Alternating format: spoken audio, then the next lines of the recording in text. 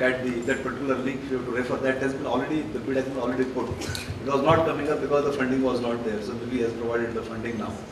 That's because that's not commercially viable. So it really bring as a social or a just to bring that one. We really look at the overall investment in the infrastructure sector. It says 47% will come from the private sector. So it's a large investment has to come from private sector. How the private sector will get the funding unless the land and other issues are not cleared. So that's really a big challenge.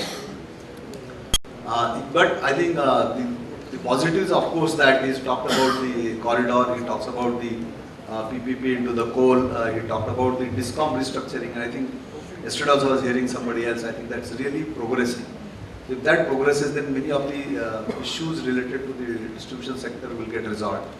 And today, large part of the power can even be resolved, not by even manufacturing the power or generating the power by resolving the T&D issues. He also talked about the funding to CDB, 5,000 to 10,000, because CDB is a great help to the MSME. We have seen that we can arrange the funding through CDB for the MSME. We almost, I think, we talked about the incubation fund. I think he also talked about giving some help to the clean energy and wind energy, and that will help. Investment allowance is definitely sector. I think he has extended ATI to the power sector for 1 more year. I think overall, if you look at from the infrastructure sector, one there is nothing negative. The positive, the major negative is that he has not talked about any major reform.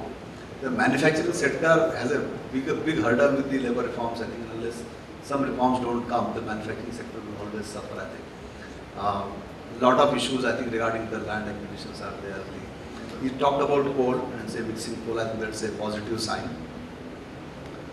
Overall, I would say that he managed our expectations quite better because we were coming with the expectation what will come, we are not knowing. I think the expectation management was quite good by him, I would say.